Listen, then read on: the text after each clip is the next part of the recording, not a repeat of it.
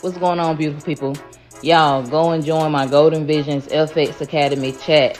I got something special for my new members that joined. I'll be dropping it later on in the chat. You'll be able to download it for free. This chat eventually I'll be dropping some signals in the group, just some valuable resources and just building a Forex community. So y'all join. We gonna go up from here. I appreciate y'all. Birmingham, and it should be a battle, and boy do Tigers fans feel better about Johni Broome being in the lineup today. Dan Schulman and Jay Billis, so glad you're with us. Happy holidays, everybody. You may remember the injury suffered by Broome Tuesday night against Georgia State. His right shoulder, he is a left-handed player, but that notwithstanding, it certainly looked painful in the moment. The official word is a subluxation. No surgery obviously required, and we found out just moments ago that he is going to be in the starting lineup. That is monster news for Auburn. Well, in Johni Broome, Auburn has the most productive big guy in the country and the leading candidate for National Player of the Year. He leads them in scoring, rebounding, offensive rebound, assists, and block shots. He's the focal point, but he's got a lot of help around him. This team makes over 10 threes per game. Purdue, awfully good as well, and they've got one of the very best point guards in the nation in Braden Smith. Well, Braden Smith is the one playmaker that Purdue has, and against a team like Auburn that forces you to make individual plays, he's going to be a key performer in this game. Almost 9 assists per game, but remember, Auburn only allows an average of 7.5 assists for their opponent's team, not just their opponent's point guard. Matt Painter, what a run it has been for him for 20 years now in West Lafayette. Again, no Zach Edey, 2-time National Player of the Year. Turnovers seem like a huge factor for them. In their 3 losses this year, they've had turnover issues in all 3 of them. Yeah, they had 24 turnovers against Penn State and Ace Baldwin. They scored off those turnovers. It's going to be really important for Purdue to take care of the ball. And what a job that Bruce Pearl has done on the Plains. This is as good a team and as good an offensive team as there is in the nation. They shoot it, they share it. These are 9, 10, 11, 12 guys playing as one. Any one of a number of guys can step up and have a huge game for the Tigers on any given game. Defense and rebounding will be the key. Purdue does not have a ton of rim protection. Can Auburn get to the rim, where they shoot a very high percentage from 2-point range?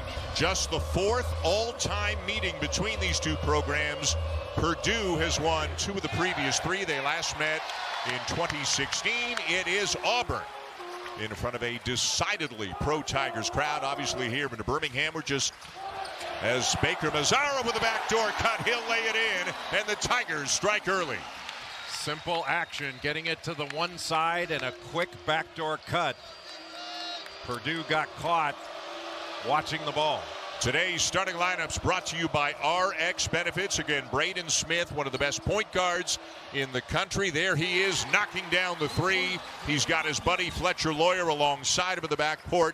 And Trey Kaufman-Renn, Jay, getting a lot more touches, more minutes. No Zach Edey again for the Boilermakers. His numbers are way up this year. Well, he's the primary threat inside, and that's the difficulty of playing against an Auburn team. They can shoot it from multiple positions. You foul their guards, they make over 90% from the foul line. Auburn is shooting 38% as a team from 3. Purdue is shooting 40% as a team from beyond the arc. Kaufman-Renn up with the right hand, no good, and Broome down with a rebound for Auburn. Kaufman-Renn is very good out of that short roll, but Dylan Cardwell made him make a tough 2 over him. How about Broome with an early 3? And it's a great start for Auburn, up 8-3 already. That's the 11th 3 on the season for Johni Broome. If the season ended in this moment, would he be the National Player of the Year? Yes, and his numbers are down because he only played 2 minutes against Georgia State before that injury that he suffered. You should get like a red shirt for a game, right, to take that out of there. Keep your numbers up where they should be. Good pressure by Miles Kelly. Shot clock running down. The deep force by Smith won't go. And that's a possession that indicates how difficult it is to get an assist against this Auburn defense. They turn you into an individual playmaking team. Broome tries another one, and it's Cardwell over the back.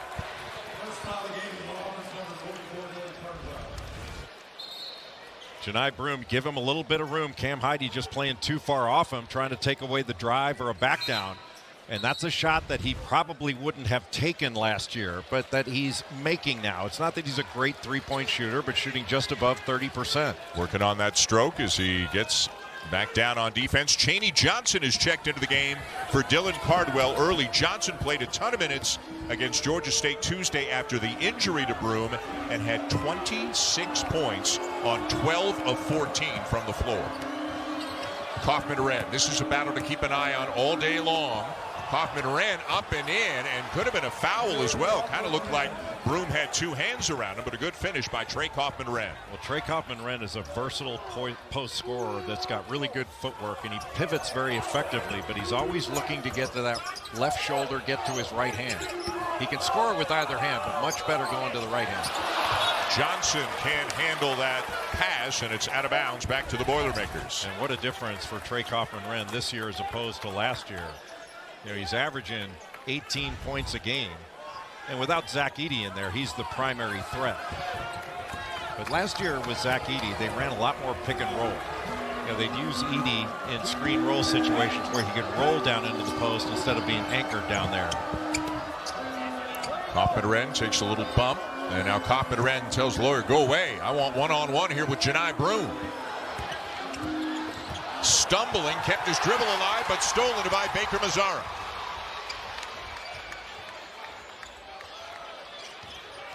Miles Kelly the drive, floater up, no good. Johnson misses on the follow, and it's down to Cam Heide.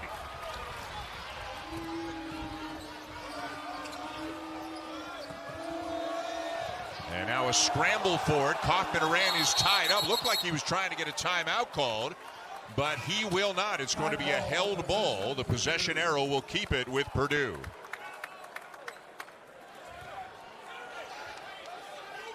So a physical start, not a surprise between these two teams. Tahaad Pettiford, an outstanding freshman from Jersey City, is into the game now for Auburn. What a find he has been for them.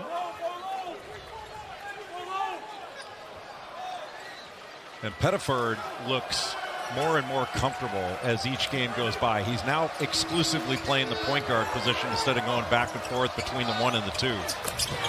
And the jumper goes for Fletcher Lawyer, the junior from Fort Wayne, Indiana, averaging 13.5 per game.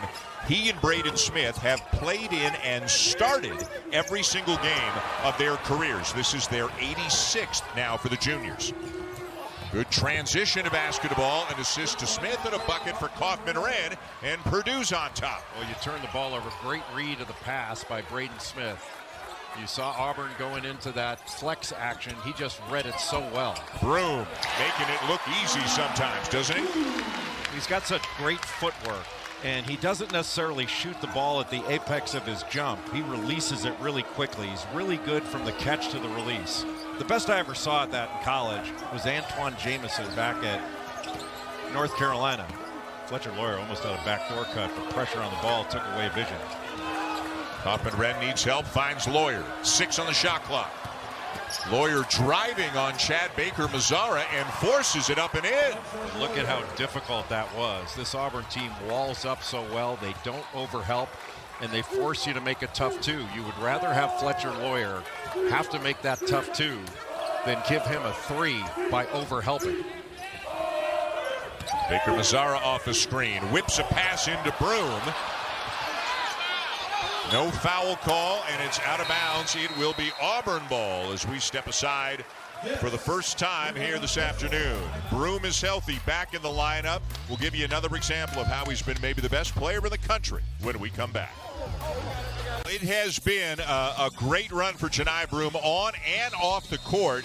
Just last week against Ohio State in a 38-point win for the Tigers, by the way. Johni Broome, 21 points, 20 rebounds, 6 assists.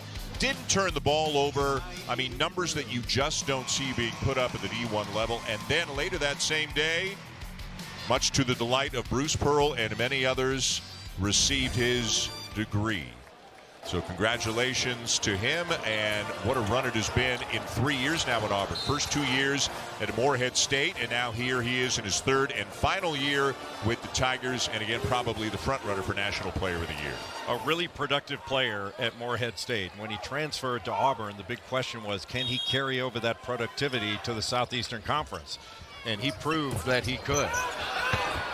Boy, Lawyer slipped and fell, and that made it an easy layup on the inbounds play. Lawyer got up pointing to a spot on the floor. He just blew a tire trying to guard that play. And out of bounds underneath is going to be a big factor in this game, how each team is able to execute, because Auburn is really good at making it difficult to execute out of bounds situations. Cam Heide's shooting 46% from three this year. That one around and out. Yeah, to your point, Bruce Pearl is known as maybe the best in the nation on out-of-bounds plays. And Matt Painter, a little bit tongue-in-cheek, but maybe not, Jay, told us they've been working on it for 4 days. Yeah, they've had a week to prepare. And it's important it's difficult just to get the ball in against Auburn, because they usually put a big guy on the ball. Sometimes when you got a player like Trey Kaufman-Renn, they won't be able to do that. We'll see what they do on out-of-bounds underneath against Purdue. Foul on Chad Baker-Mazara. Trey Kaufman-Renn will be going to the line. Purdue has had turnover problems in their losses, 18 a game. They average 10 turnovers in their wins. That's a big spread. And so far it's been Auburn turning the ball over against this Purdue defense. Been a little loose with the ball, trying to execute passes. Both of these coaches have played a very tough schedule, each of them in the top 10 in strength of schedule per Ken Pom, each of them playing their 5th ranked opponent of the year already, and that is tied for the most in the nation. And don't we love it as basketball fans? Oh, it's great for the game, and it's great for these two teams. But for Matt Painter, he's scheduled styles of play that they don't see often in the Big Ten, that they will likely see in the NCAA tournament. There's that flex hitting the crackback. Smith with the help. And an open three is going to go for Denver Jones. That's just really good execution of that flex cut by Auburn. And Denver Jones is an underrated player. Last 2 games averaging close to 16 a game, 9 of 12 from three-point range. Struggled against Duke, but since then he's been outstanding. And the Tigers with 6 assists on 6 made field goals so far in this game. And Chaney Johnson guarding Trey Kaufman-Renn, who draws another foul. And he doubled onto the ball. That meant that Johni Broome had to switch off onto Kaufman-Renn. But he really fought him to keep the ball from him out of the initial action. But just going 2 on the ball, doesn't recover, and then Johni Broome put in the position of having to foul. A couple of freshmen now in the game for the Boilermakers. Raleigh Burgess, 6'11" from Cincinnati. C.J. Cox, a 6'3" guard from Lexington, Mass. What does Matt Painter need out of his second unit in this game? Well, the first is like a do no harm. But they don't want to turn the ball over, and make sure they are strong with it to get it to their playmakers. And if you find Lawyer like that wide open, great pass. Cox can't get the shot off. Broome defending. Lawyer in some heavy traffic, got it back, forced it up. The follow no, and the call's going against Purdue. One thing, Dan, you cannot do against Auburn is hesitate. TJ Cox caught the ball, hesitated before he shot it, allowed Auburn to close out. That just one hesitation, you got to shoot the ball or drive it baseline. And just Auburn stifling on the defensive end. Auburn doesn't force a lot of turnovers, but one thing they don't do, they show you bodies, show you help, but they don't give a lot of help, and they don't over-help and get in rotation. Yeah, one of the many things that Bruce Pearl does incredibly well is he's got his team playing as a unit, both on the offensive end and on the defensive end. Some guys get 30 minutes, some guys get 10, but it sure seems like everybody puts the team first for the Auburn Tigers. But nobody averages 30 minutes. Yeah. Their highest minute guy is Johni Broome at 27.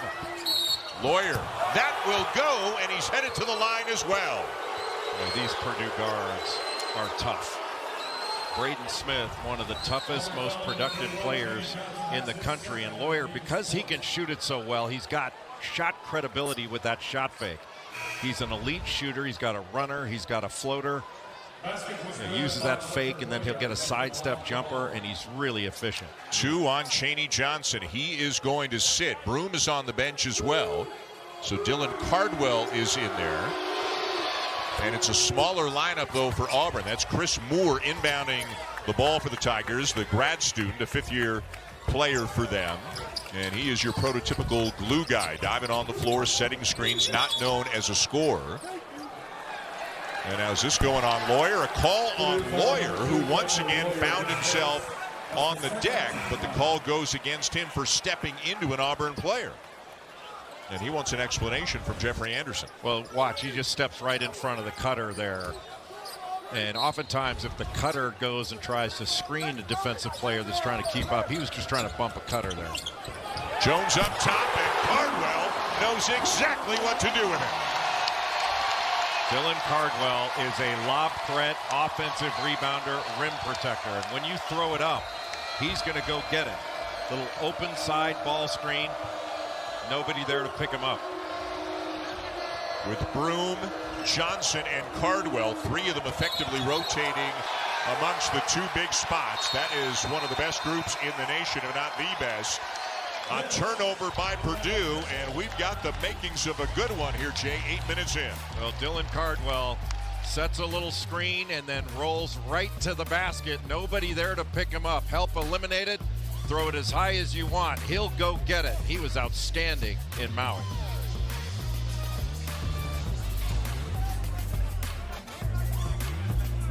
ESPN's exclusive presentation of college basketball is brought to you by RX Benefits, Strategic Savings, Sustainable Success, and Instacart. Matt Painter, back in the day, played for the Boilermakers in the 90s under Gene Cady, who's been the coach a long time of Purdue, and like Bruce Pearl, one of the very, very best coaches in the nation, and incredible success the last 3 years, including a trip all the way to the national championship game a year ago before they were defeated by UConn. Jay, this is his 20th season, 455 wins, 6-time Big Ten Coach of the Year. And putting together, it may be a little soon, but he's going to be around a while, putting together a Hall of Fame resume. He does have a Hall of Fame resume. And Matt Painter, the job that he did last year after losing as a #1 seed to Fairleigh Dickinson in the 2023 NCAA tournament, to turn around and take his team, most of the same players, to the NCAA championship game against UConn. Just a remarkable coaching performance, I thought. And remind you a little bit of what Tony Bennett did at Virginia after they lost to UMBC. And he also may have more knowledge about the Chicago Cubs than anybody I've ever spoken to. He loves his Cubs. Yeah, he knew everything down to trade deadlines and what different players were making, deferred compensation. A 4-point lead for Auburn. We are here in Birmingham. A steal by the Tigers. Baker Mazar with a kick. Pettiford open. Cardwell runs it down. Great hustle by the big guy.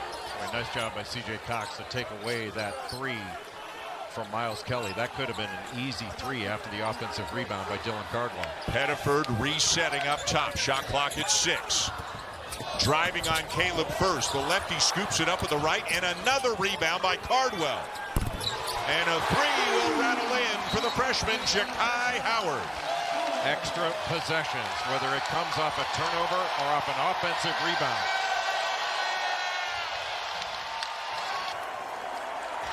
With 2:59 remaining first half, Purdue called a 30-second.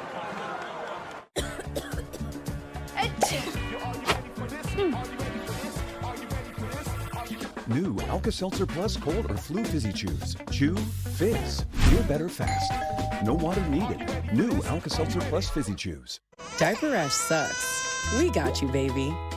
Huggies Skin Essentials is the only diaper with Skin Protect liner that helps lock moisture and runny mess away from baby's skin. So you're free to baby on.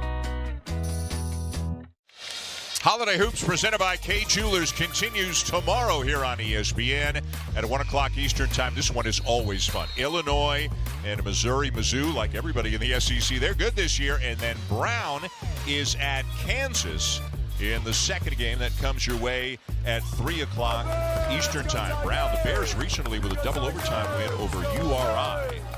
While we're talking about SEC, Mizzou tomorrow against Illinois, Auburn here. Mississippi State, a big road win at Memphis today. Florida blew out North Florida. I mean, you expect them to win the game, but they won by 54. But day after day, game after game, the SEC continues to just blow the field away so far. I think in December, they're, 52-4 as a conference? Like that, yeah. It's ridiculous. I've never seen a conference this strong from top to bottom. A steal. Kelly. Howard couldn't lay it in. Yeah, not sure the lob was the appropriate play. Just take it a little further, drop it off for the layup. Purdue has turned it over 3 straight trips. Remember, we said that's incredibly important for them. And now a block by Kelly. Cox wanted a goaltending call but didn't get it. Pettiford. Which way is this going to go? It's going to go offensive. Pettiford is going to get called for using the off arm. C.J. Cox thought he had an easy layup on the other end, just completely taken away from him. And just a fabulous block by Miles Kelly. And then watch the off arm there, just a little shot to the head on Braden Smith. Now they're going to take a look at it.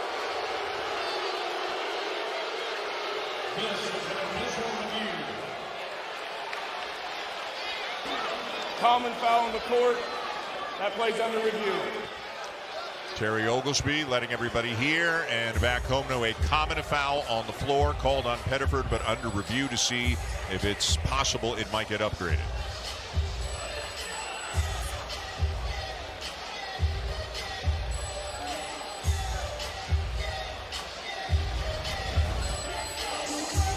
Just watch the left arm.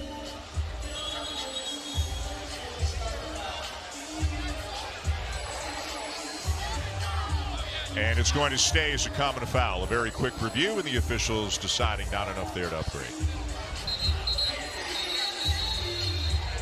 Pettiford not sure it even should have been a foul on him at all. He thought it was going to go on the defense. Bruce Pearl told us he went looking, he needed a scoring guard. He said, remember, I lost Trey Donaldson and Aiden Holloway from last year's team. Two point guards who could score the ball, and Pettiford certainly can score the ball, but as you have said, he's done a nice job kind of running the offense when that's been required of him as well. Yeah, I think Auburn decided to use him exclusively as a point guard rather than play him off the ball, on the ball at different times. He's just a freshman, but he can really score. And he's 12 of 24 from 3 over his last 4 games. The lefty is wired to score. Kaufman ran a very physical battle there with Chris Moore, and Kaufman ran wins it. Yeah, that was probably an and one because that was defense-initiated contact rather than offense. But Trey Kaufman-Wren has a very good low post game. Excellent with his back to the basket. 6.4 points per game last year, 18.2 this year. Kelly looking for Broome, couldn't get it to him. Caleb First is guarding Broome right now. Pettiford the drive, draws a crowd. Broome thought about it for a long time, and maybe thought about it a little bit too long as he misses the 3. Yeah, should have kept thinking.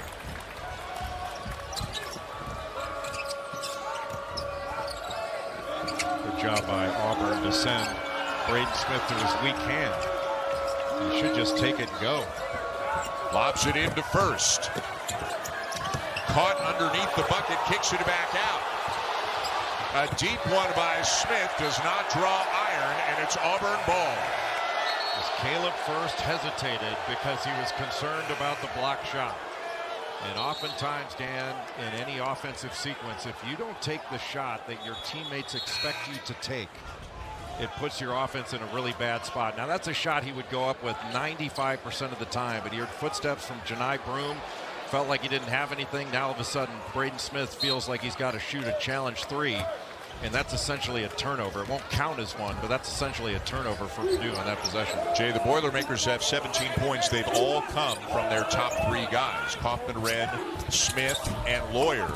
They've got to find some offense somewhere else, whether it's Heidi, whether it's Colvin, or whether it's one of these guys off the bench. And because Auburn has such athleticism and length and play together, that's where they need to get the ball to Trey Kaufman-Wren. I thought he got fouled there. Boy, what a job to get it back, and then he did get fouled, but a great job sticking with it on the offensive glass. But Auburn puts you in positions where you have to make individual plays. They make it really difficult for you to run clean offense, but the other playmaker that Purdue has, in addition to Braden Smith, is Trey Kaufman-Rent in those short roll situations. When you set a screen in a pick and roll, and you're the roller, you can roll hard to the basket or roll short and catch the ball in a short roll and be able to make a play, either pass or make a move from that. Trey Kaufman-Rent does that very well. Another thing he does very well is get to the free throw line. That was his 76th attempt on the season already, and then again, there's the growth. One of the big reasons, obviously, he's continued to improve. He's a very tough matchup at the 5, but Zach Edey has left a gaping hole on this team. That'll happen when you're the 2-time Wooden Award winner. By the way, Edey doing very well in the NBA with the Grizzlies. And there is no way to replace Zach Edey. They have to play differently, and they are. They've probably got about 20 plays, I would say, that they're going to run in this game out of a really big menu and a big playbook. But with Edey, they ran a lot of pick and roll and just rolled him down to the rim. Kelly, a terrific shooter, misses the 3. It's tipped around and gobbled up by Broome. They just don't give up on plays. It looked like Purdue was going to take that defensive rebound, and Auburn just stays in there and fights. Jones, Broome, up and in, and a chance for 3. But how about Johni Broome on that pick and roll? The ball never went below his shoulders. A difficult catch, and a lot of guys would bring that, sets the screen, rolls, Trey Kaufman-Rent. There's no help that comes over and catches it, never brings it down, and finishes the play with great concentration. Never took his eyes off the rim. Your eyes make layups. Completes the 3-point play. It extends the lead to 8. And Auburn is pressing here, not necessarily to force a turnover, but just to wear down Braden Smith, to wear down Purdue, and have that show up late in the game in their legs when they're taking jump shots. Colvin, sophomore from Indy. Well, look how high Auburn's making Purdue run their offense. Cardwell switching on to Smith. Now Baker Mazzara's on it. Smith spinning. Couldn't get it over Baker Mazzara. It's a block and a shot clock violation and another great defensive stand.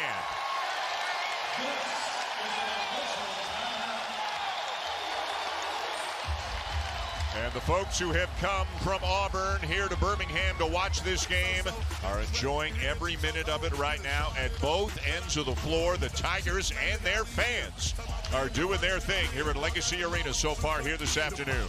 That's called building a wall. Toyota Center in Houston on November the 9th, 74-69. They went out to Maui, were down 18 in their first game to Iowa State, came back to win by 2. In the semifinals, they beat North Carolina by 13, and then in the championship game, beat Memphis by 14. Their only loss at Duke, 84-78. A couple of games after that, they beat Ohio State by 38, and quite frankly, a game that was not that close. They had it up in the 40s for a while. In their history, a total of 4 wins over ranked non-conference teams. If they win today, Jay, it'll be their 4th of this season already. Cardwell from Broome for the slam. Just a little screen roll handoff action, and then Johni Broome going to the basket, got a back screen on the cut. They couldn't complete it. But ultimately, they get the dunk from Dylan Cardwell. Just excellent execution by this Auburn basketball team out of the timeout. Boy, Dylan Cardwell does a great job. He just keeps moving without the ball. And eventually, the play finds him. And an elite defender. And I think a very good passer on the offensive end. But plays his role extraordinarily well. And as I once said to Jay, one of the 5 nicest people you'll meet in college basketball, to which Jay said, who are the other 3? And then we got into it for a little bit. Broome with a tough catch and an easy finish. And right now, Auburn is getting some very high-quality looks. And it all starts with Auburn's defense getting the stop. And then Braden Smith has to pick up Johni Broome. You just throw right over the top of him. And Purdue can't get the ball in. And they are forced to use another timeout.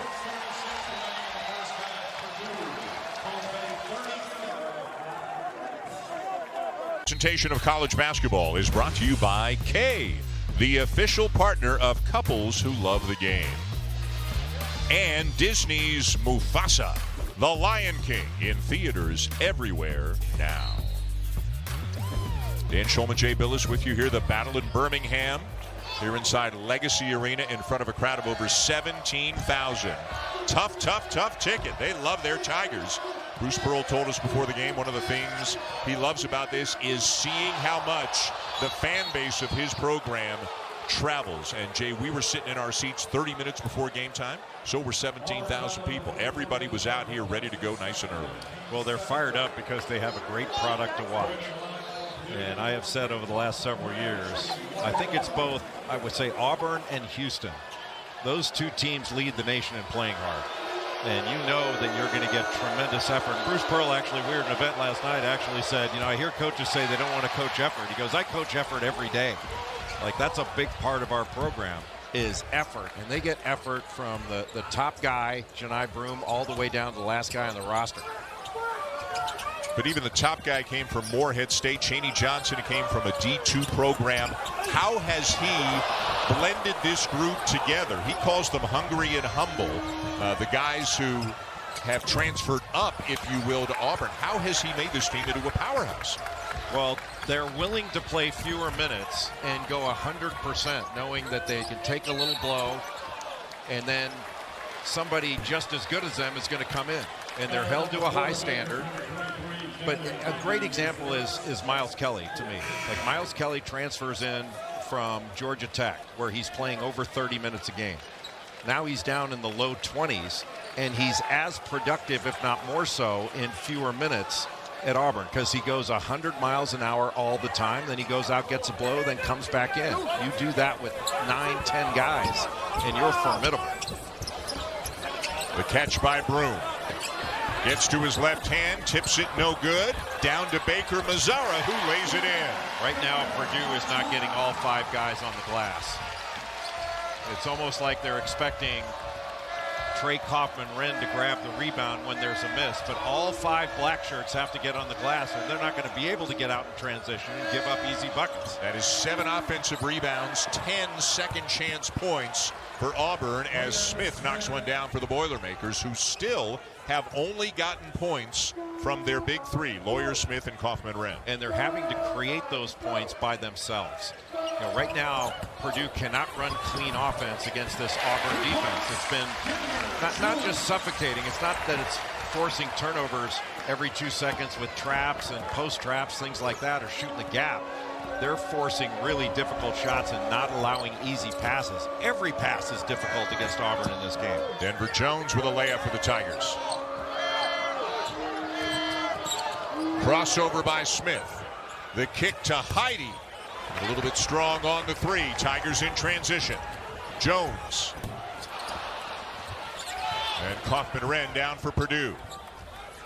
And there may be some people questioning shooting a 3 that early in transition, but why not pull the trigger on that? You're going to have to work pretty hard to get a shot that open in half-court defense. Colvin bumped by Miles Kelly. The crowd didn't love the call. Auburn is over the limit, so that is going to send Colvin to the line.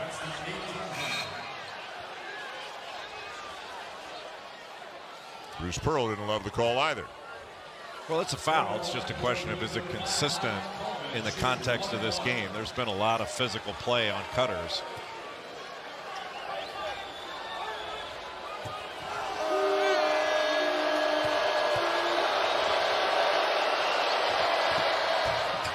And he missed the front end. But Auburn gets it back, or Purdue rather gets it back. The 3 in and out for Smith, and an empty trip for the Boilermakers. Purdue comes in averaging better than 77 points per game. They've got 16 minutes into this one. Auburn going to go horns fade, middle ball screen action. Defended pretty well by Purdue. Baker Mazzara misses the 3. What a rebound by Moore. Pettiford. And it's Purdue ball. Not sure Pettiford needed to take that to the other side of the basket. Lawyer with the drive, got his man in the air, but Baker Mazzara swats it out of bounds. Great recoveries, a terrific shot fake, Got Miles Kelly into the air, but Chad Baker-Mazara ends the play by knocking it out of bounds. That is their 4th block of the game already. And Chad Baker-Mazara, he makes plays for this team at both ends of the floor. Auburn in control right now.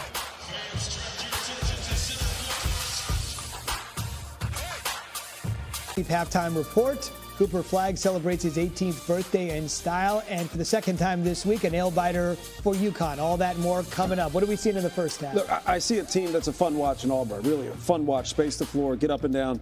But they also seem to have a lot of fun playing together, and that's something you pointed out constantly. You talk about size, length, athleticism, quickness. It comes down to this very simple thing.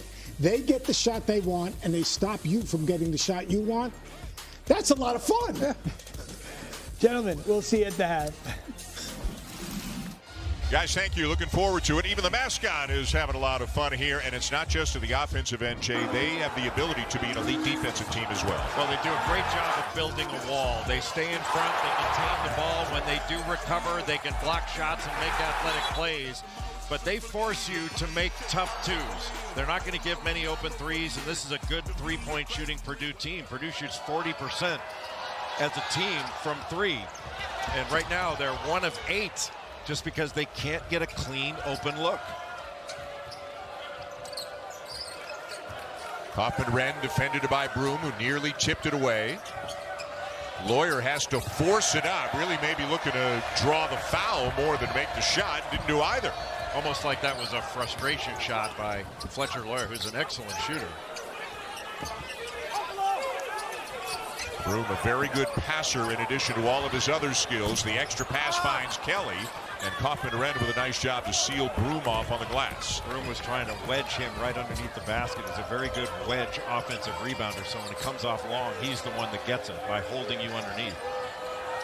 Purdue shooting 32%, 8 for 25, and a lot of them forced shots.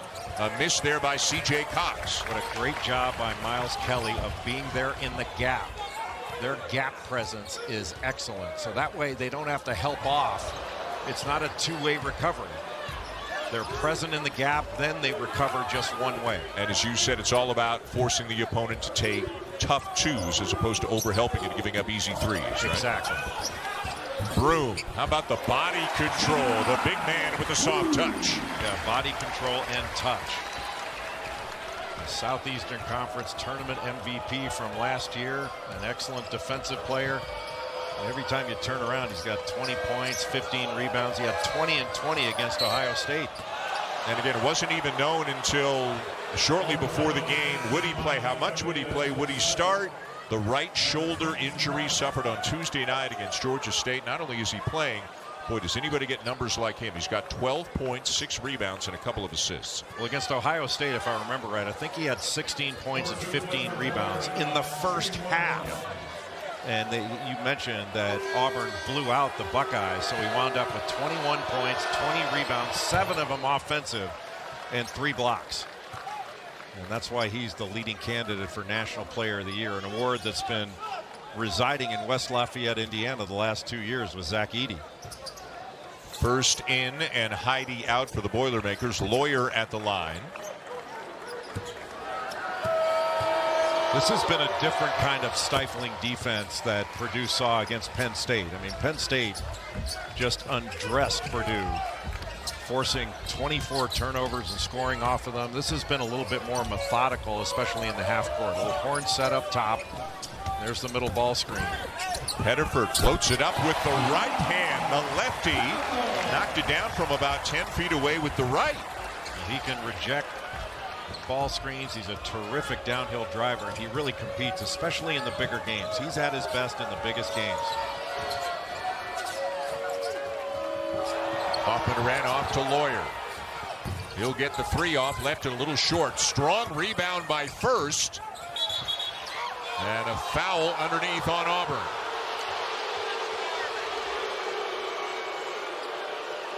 Tahaad Pettiford, a lefty freshman from Jersey City, New Jersey, coming off the ball screen, turning the corner, a little roll replace action, and gets the shot to go with that right hand. And even though Auburn got a foul called on him there, an excellent job protecting the rim against Caleb First. And to your point about Pettiford being good in the big games, how about 21 against Houston, 20 against Duke for a freshman? As Purdue continues to miss free throws.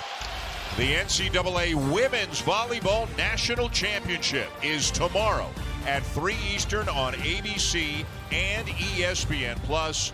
Louisville and Penn State from the KFC Yum Center. There are few things more exciting than women's volleyball right now. What a magnificent game that is. And rally scoring, whoever idea that was, great idea. Back in the side-out days, you'd be there all day watching a game. They never ended. Your sister, a terrific volleyball player, right? Yeah, UCLA. Yeah. She doesn't consider this real volleyball now because there's a point given on every play. Louisville, the 6th D1 team to play for a national championship in its home city. How about Penn State coming back from down 2-0 to Nebraska? And one way or another, somebody is going to become the first female head coach to win the NCAA Women's Volleyball Championship. That stat surprised me. I know Andy Banikowski for years was a kind of the John Wooden of women's volleyball at UCLA, but that surprised me that this will be the first female national championship head coach in women's volleyball. Tahaad Pettiford at the line as the lead grows for Auburn. It's not that Auburn has been so magnificent on the offensive end. They've been good. Their defense has been incredible. Everything for Purdue has been difficult. Nothing has been clean. Every catch extended. Every shot contested. And after a while, that wears on you. They have forced the Boilermakers to miss 17 of their last 21 field goal attempts. Trying to force Braden Smith to his left. He can make plays to his left, but they want to force him to his weak hand. Driving, kicking, and the lay-in for Trey Kaufman-Renn. Pretty basketball there. Problem is, when you're forcing left, you just can't give up a straight line drive. Kaufman-Renn now with 9 for the Boilermakers. Pettiford behind the back, slows it down.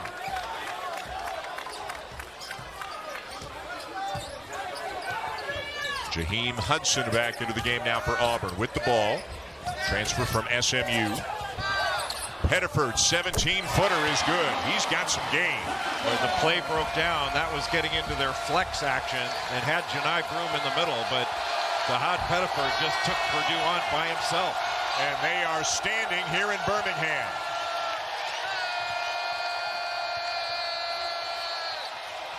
The three will go at the end of the half for C.J. Cox, one of the bright spots here in the first half. That moment there for Cox. The three is time expired, but it is still a first half that was dominated by the Auburn Tigers. Bruce Pearl's team is up 15. Time now for the Jeep halftime report with Zubin, coach, and jetting here in Birmingham, Alabama right now. But inside Legacy Arena, we're just halfway through, and what a half it was for the Auburn Tigers. You know what the Tigers have figured out? Winning is fun. And they're doing a lot of winning, and they are having a lot of fun in front of a very pro-Auburn crowd, better than 17,000. Look at the numbers. Auburn sharing the ball. Johni Broome playing and playing well, and Purdue could not get anything going offensively. What impressed you the most about the Tigers in the first half? Well, to your point about fun, Purdue found out it's no fun to play against this Auburn defense. The Auburn defense was excellent, and their execution on the offensive end, Auburn's, was pretty good. Let's take a look at what they did out of a timeout. You're going to see Johni Broome with the ball just about the elbow. He passes into a ball screen situation, so he's going to set a screen for Chad Baker-Mazara, and then Denver Jones is going to set a back screen for Johni Broome so he can just roll to the basket. Back screen, this is basically Spain action. He doesn't get it, and then a great cut by Dylan Cardwell, so they don't get the initial dunk, they get the secondary dunk. That's 2 dunks in the game for Cardwell. He's 2 of 2. Those are high percentage shots for Bruce Pearl's team.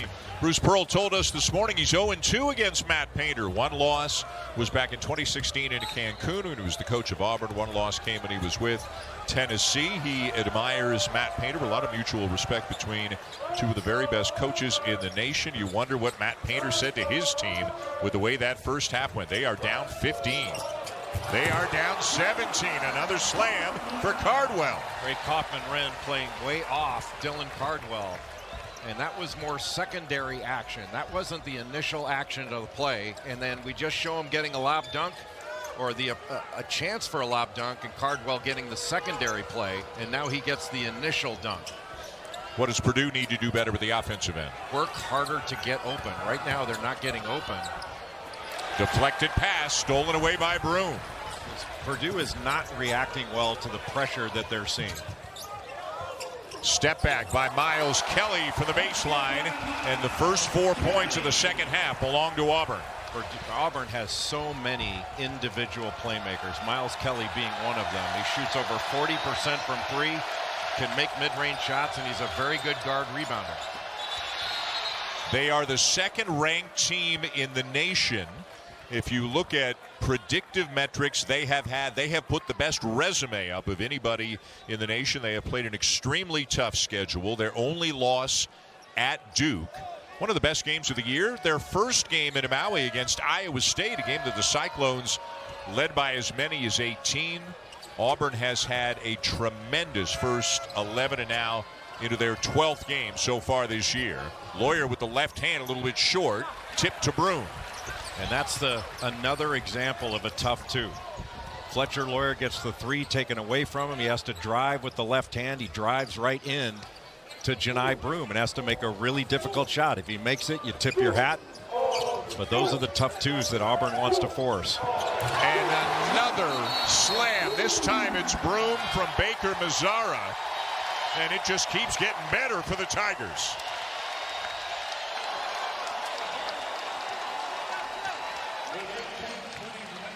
Auburn just seems to take away your will after a certain point in the game. All the body blows that you suffer has a cumulative effect. And the terrific lob to the rolling Johni Broome, who's having another great game.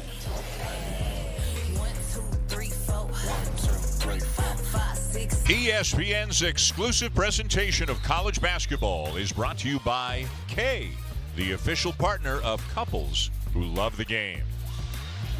Auburn trip after trip, sharing the ball beautifully. Extremely high percentage looks. I think he's in the holiday spirit. On the inside right now, he's in the holiday spirit. That wasn't Santa. He sits on a throne of lies. Trying to keep their hopes up on the Boilermakers side of things. Obviously, a vastly pro-Auburn crowd. We're here in Birmingham, about 100 miles away from Auburn. This game will be returned next year. Purdue is going to play Auburn in Indianapolis next season. Auburn's really doing a good job of shadowing Braden Smith. Good patience there by Kaufman-Wren. Let the defender fly by, just went right into Johni Broome on that. Trey Kaufman-Wren, he's been getting to the free throw line, but one of the problems that Purdue's had in this game is they've not made their free throws when they've been to the line. Just 4 for 11 as a team, just 2 for 11 from three-point range. Pass deflected by Lawyer, stolen away by Kaufman-Wren. Smith up top, called and missed a slam. Pass was too low, he had to readjust it. Kelly missed a three. Broome couldn't finish it, but he's headed to the line. And that long three by Miles Kelly came off soft and allowed Johni Broome there for the offensive rebound. One of the best offensive rebounders in the country, averaging over 3 offensive boards per game. It was close to 4 before that Georgia State game. He played 2.5 minutes before injuring that shoulder, didn't come back, and that shot his numbers down a little bit.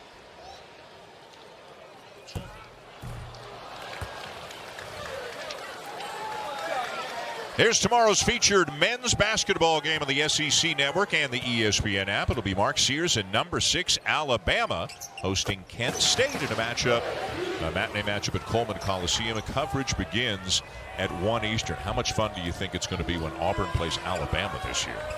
How strong are those two teams this year? This may be the best Auburn team we've seen. We'll see. There's still a long way to go. But this Auburn team has a chance to be the best team they've ever had. Yeah.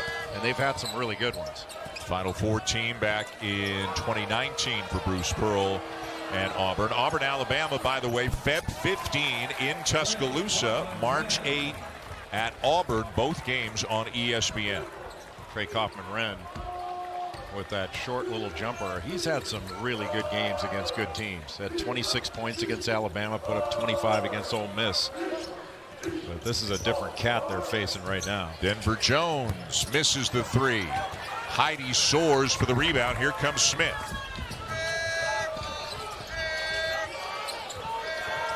Got the big man Dylan Cardwell on him right now. Trying to shake him, and he can't. Good defense by Cardwell. Colvin misses a three, and an easy rebound for Broome. Well, even though Braden Smith tried to take on what he thought was a favorable matchup against Dylan Cardwell, you're still seeing Purdue having to make individual plays. They can't really run anything against this Auburn defense. How about a no-look pass? Chad Baker-Mazzara has been putting on a passing clinic here today. Well, the way Auburn took apart Ohio State and are making things difficult on Purdue, and I think Purdue's a better team than Ohio State. This has been clinic-like defense. Stolen away by Baker-Mazzara. And the finish.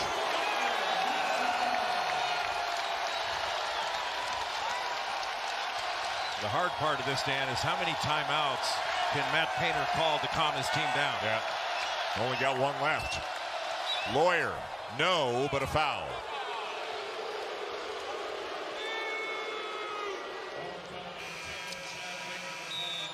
And a timeout on the floor. Nobody has more fun playing basketball than Chad Baker-Mazzara, and Jay, he's playing it at a very high level here today. Coming off the ball screen, cutter coming across, some misdirection, and then the steal and the run out. He is having a fantastic season.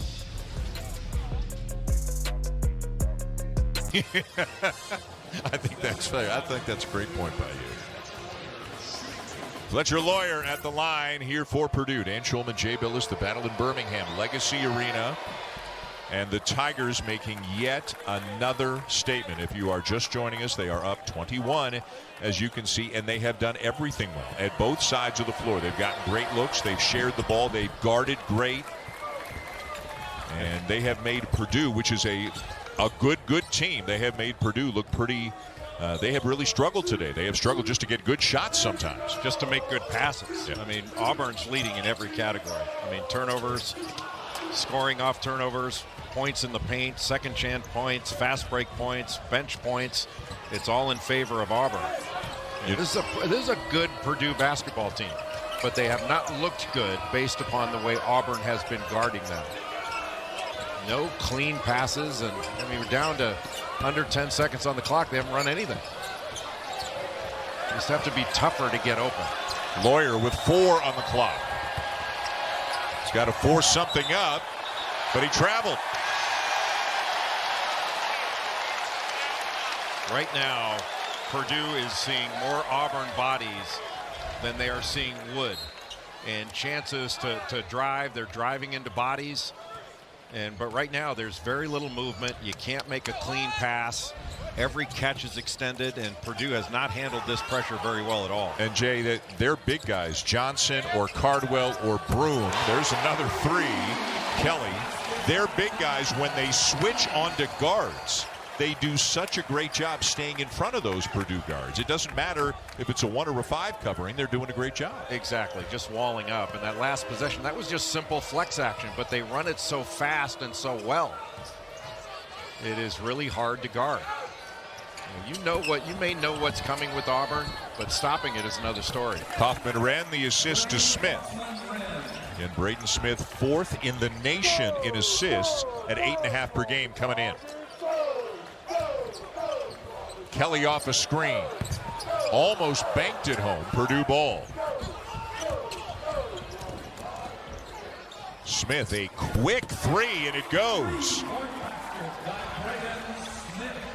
So back-to-back makes for Purdue. We haven't seen that very often so far today.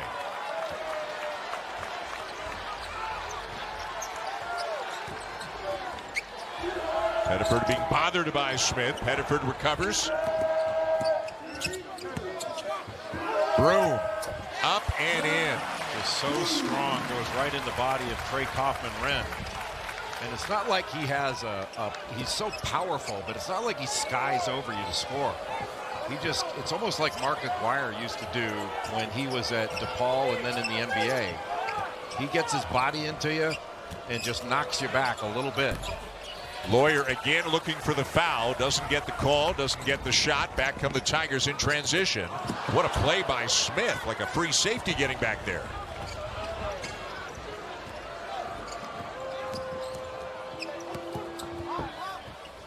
It looks like Braden Smith may feel at this point, Jay, that if they're going to have a chance to get back into this, he's got to do a lot of big things. He is looking for his shot much more aggressively right now. And it goes back to the individual playmaker thing that Auburn turns Purdue into individual playmakers, and that's not the way this team plays.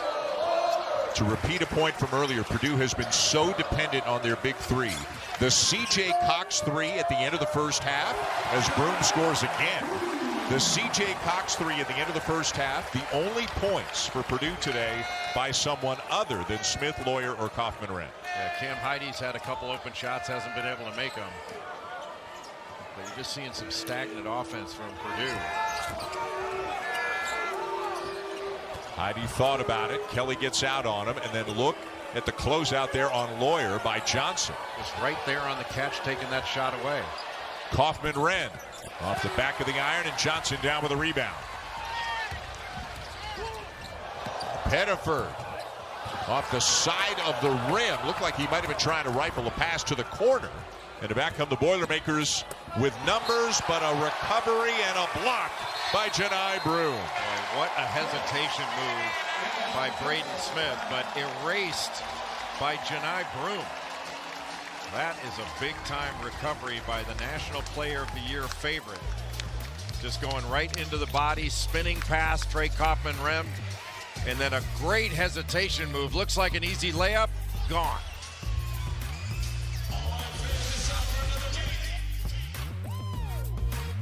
Is made. He's going to get a baseline screen, cut along the baseline. Oftentimes you can get a layup out of that, or you can hit the screener in crackback action.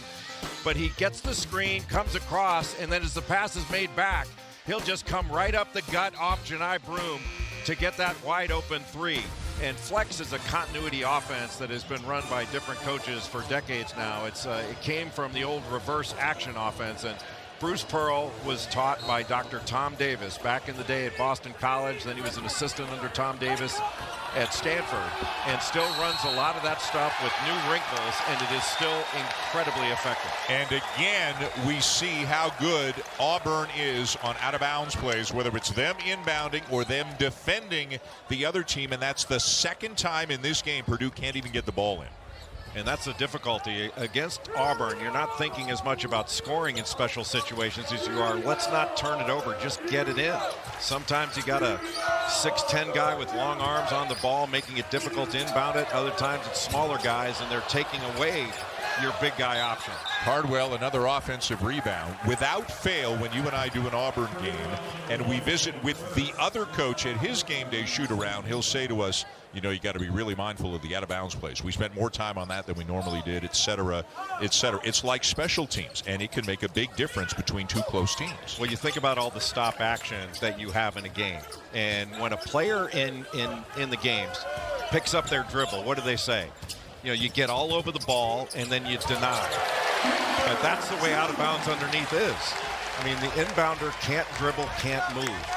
And so you really get all over him, take away his vision, and then you guard the other four guys like crazy. And Auburn does it as well as anybody, if not better. Denver Jones with a bucket, and quietly he's got 10 points, 3 assists today. They've just got so many offensive weapons.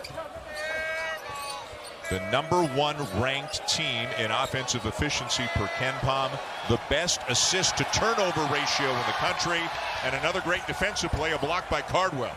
Dylan Cardwell has been switched off on Braden Smith a number of times and has done a fabulous job defensively, keeping a hand up, getting down in the stance. This is just a blowout. Chaney Johnson with a three-pointer. It's a 27-point lead. And Auburn is doing this to a good basketball team. I mean, this is pressure overwhelming. A really well-coached, good basketball team. This is a team that beat Alabama earlier this year. They have beaten Ole Miss. They've beaten NC State. They have beaten Maryland. As you say, they are good.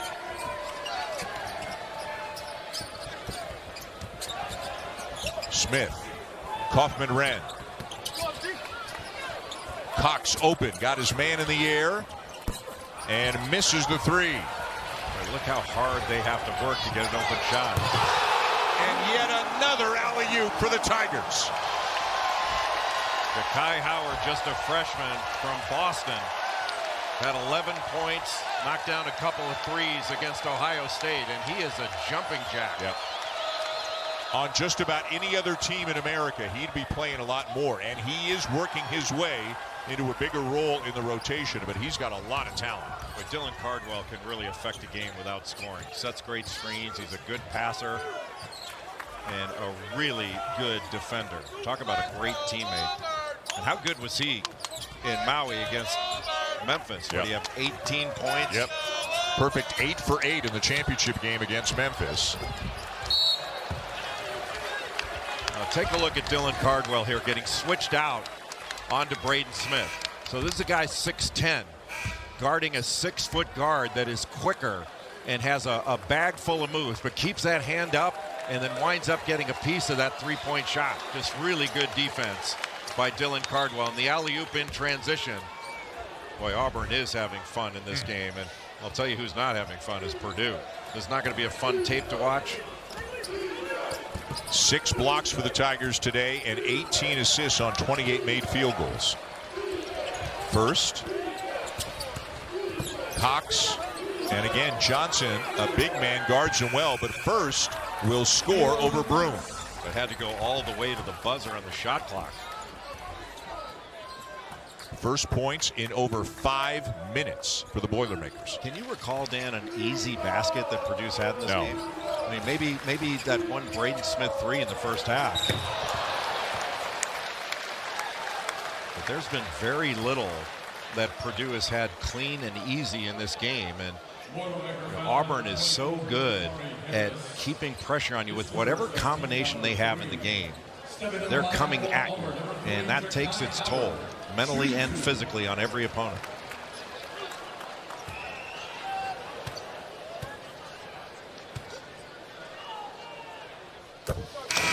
Holiday Hoops presented by Kay Jewelers tomorrow on ESPN. Always an intense game. Illinois and Missouri at 1 Eastern, and then it's Brown and Kansas at 3 Eastern tomorrow here on ESPN. You and I did that game back in the day a couple of times, Illinois, Missouri. It is a fantastic rivalry. That border battle. Yep. Illinois' got a good team. Kasparis Yakachonis is a name to remember if you can pronounce it or spell it. Well done. But he can really play. Will Riley can really play. Brad Underwood's got another really solid team. Big Ten's going to be interesting. We've talked a lot about the SEC, and deservedly so, given the historic kind of year that conference is having. But the Big Ten looks like it'll have some great games up at the top. All kinds of teams battling for the top spots. A rebound for Baker Mazzara. And it took him 25 seconds to get that shot. Another assist for Baker Mazzara, the 3 for Pettiford. 70-39. Purdue just getting undressed in Birmingham.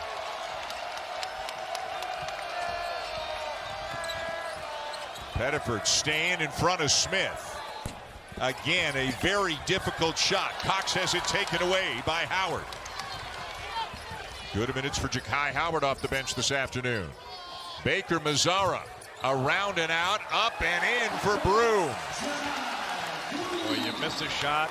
Johni Broome with that big body right there to tip it in. They do not let you breathe.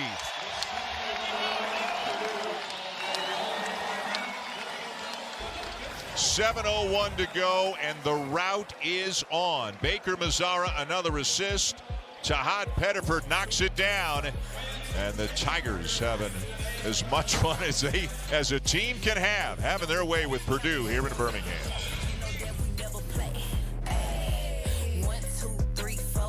To fighting cancer, and they presented a check for $125,000 to the Alabama Children's Hospital. So congratulations to Coach Pearl they're doing a great job, not only on the court, Jay, but off the court as well. And when Bruce Pearl first took the job at Auburn, I really believed he would do a great job and lift the program up. Did I imagine it would rise to these heights? I'm not sure I did. It's really been extraordinary. And you and I talk about this a lot when we have the honor of doing a game at Auburn. That's as good an atmosphere as you're going to find in college basketball. Yeah. And it was not that way 10, 12 years ago. It's that way now because Bruce Pearl has built this program into a consistent championship contender, both in the Southeastern Conference and beyond. And they've got the highest hopes that a team can have right now. He knows they have the ability to compete for a national championship. We heard it in his pregame speech today. He said, let's go be the best team today. And are we the best team in the country right now? Maybe. He goes, but it's more important to just get better every day so you're the best team in the country in March. And that is the goal for this Tigers program. And it's also a goal to stay healthy. That with so many players that they can cycle in and out of game, make sure that do the best you can to remain healthy so that you have fresh legs and a fresh mind when you get to the postseason. Because last year I thought Auburn was fully capable of a Final Four. They wound up getting clipped in the first round by Yale, a team that they were better than, but wound up getting beat. I mean, it happens 2 years ago. Purdue gets knocked out in the first round by Fairleigh Dickinson. They go to the national championship game last year. The tournament is thrilling, but can be cruel as well. But this Auburn team looks like they have all the pieces to be right there at the end. Especially the depth, the quality depth. Like that guy's coming off the bench. How many teams in America is Tahaad Pettiford coming off the bench? Yeah, and he can get you 20 in any given game. Instant offense, and he's one of the guys, as he continues to get better, can make Auburn a better team. And another assist for Chad Baker-Mazara. He's tied a career high with 6. First will lay it in and is fouled.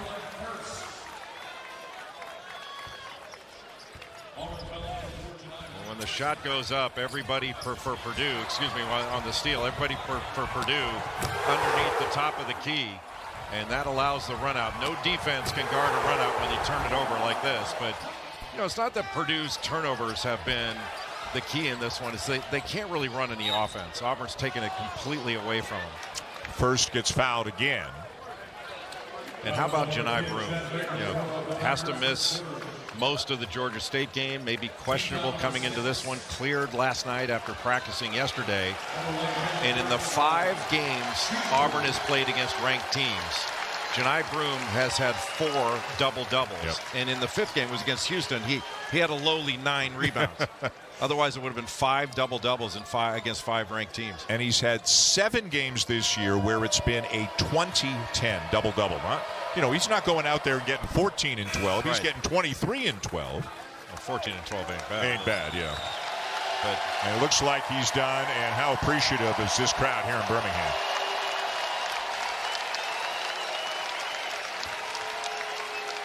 Nobody is having a better year than Johni Broome is having for Auburn. Nobody. The guy with the ball inbounding, Chad Baker-Mazara, deserves a lot of credit for the season he is having as well. You hear the term in baseball, a 5-tool player, a guy who can do so many different things. Baker-Mazara can shoot the 3 very well. He's one of the best free throw shooters in the country. He's a willing and able passer. He's a good defender.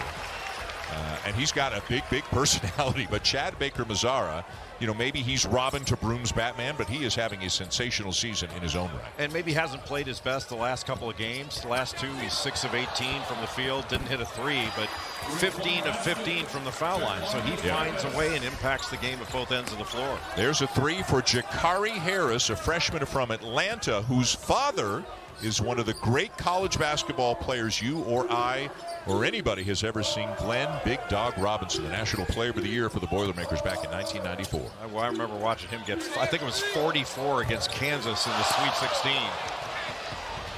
And I think it was 1994. And he was unstoppable. Yeah. Cox is open. And so some of the younger players for the Boilermakers getting some time here, Harris and Cox, and hoping to build on this and learn from it as they get ready to enter or to resume conference play in the Big Ten. They've already played a couple of conference games.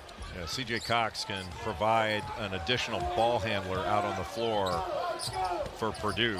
But one thing that Purdue is going to have to continue to work on is handling pressure. They're not going to play pressure like this very often. Cardwell fouled as they tried an alley-oop yet again, and you can't blame him.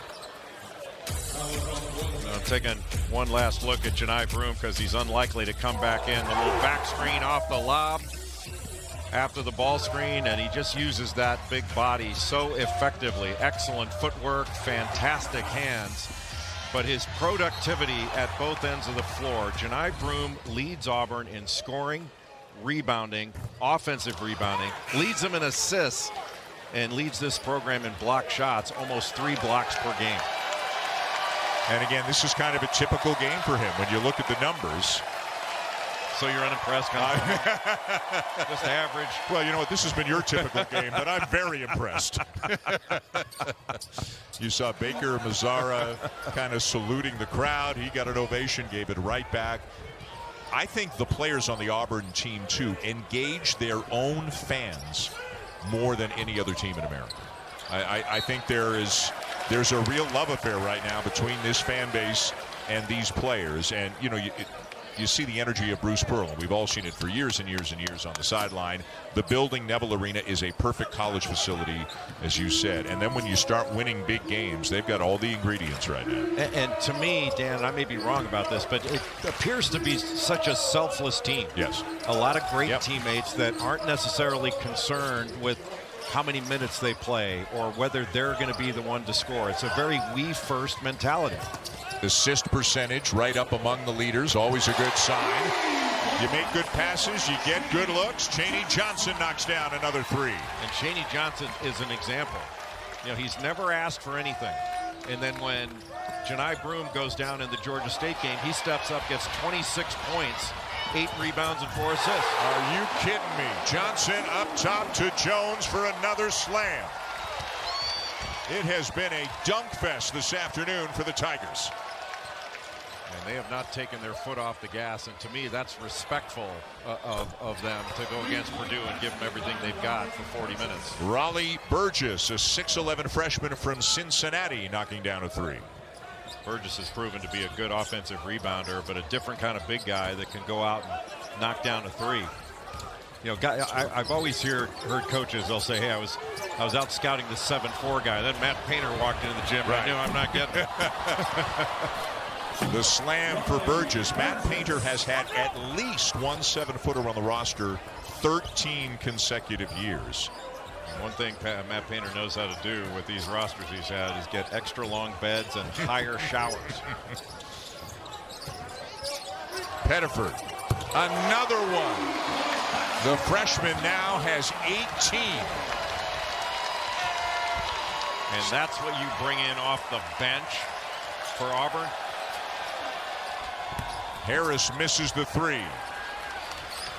Nearing the final couple of minutes in a game that has really been dominated from start to finish pretty much.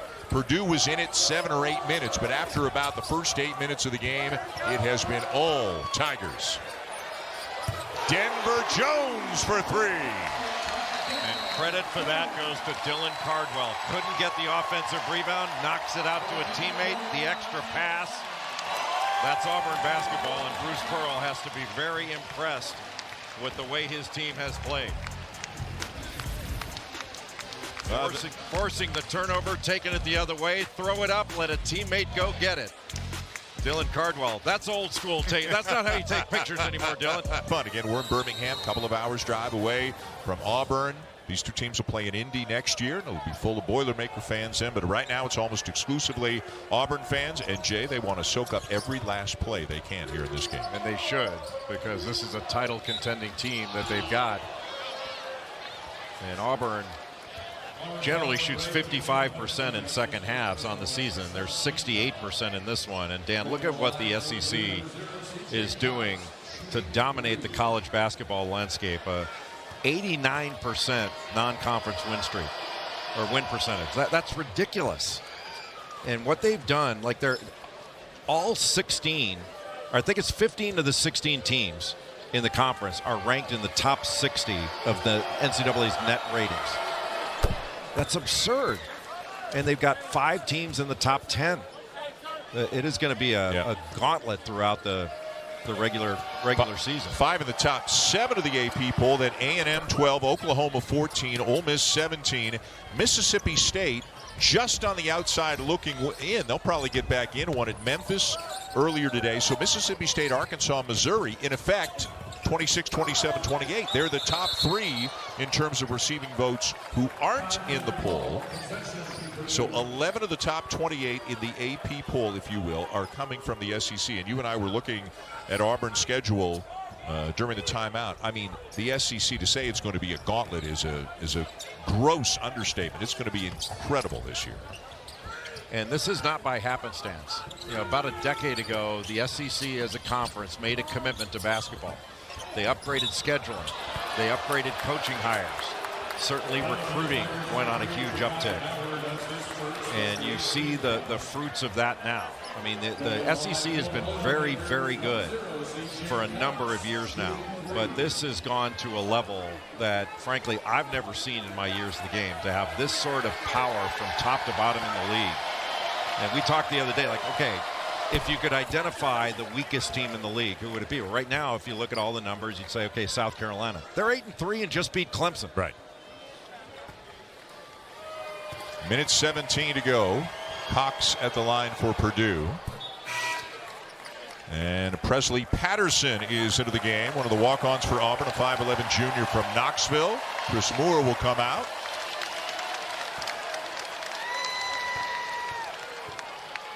When you're a walk-on at Auburn, you might get a little bit more playing time than you would at most other programs because they keep beating people by so much. Yeah, and you might not expect to get it in a game like this when you're playing against a top 20 opponent in Purdue. But this has been a dominant performance by this Auburn team, especially on the defensive end. Jaheim Hudson misses a 3, and we've got a minute to go. 1 minute remaining. Nearly stolen by Ja'Kai Howard. Auburn's got one more game before the turn of the new year. They're off from now until after Christmas. They'll play Monmouth on December the 30th, and then it's into the SEC in the new year. They'll start with a home game against Missouri. Brian Waddell into the ball game for Purdue. His dad played with Matt Painter. His dad's Matt Waddell, and Brian's a good defender. He's got length, good athlete. Burgess with a shot fake, a drive, and a slam. He's going to be a good player. Yep. 6'11 freshman from Cincinnati. Purdue narrowing the margin a little bit. This game not quite as close as the score would make you think. Dominated by the Tigers. They will go to 11-1 on the season. JP Pegues misses the 3. There's Waddell open, and he'll knock down a 3 to make it 87-69 with just 10 seconds left. And here in Birmingham, they are on their feet, and 17,000 plus show their appreciation for the Auburn Tigers, who make another very loud statement on the college basketball landscape here today. They pick up their 4th non-conference win over a ranked team this year. That matches the program total in its history before this season. Folks, Bruce Pearl has himself a team capable of cutting down the nets this year. They will be a fun team to track going forward. Sports Center coming up next.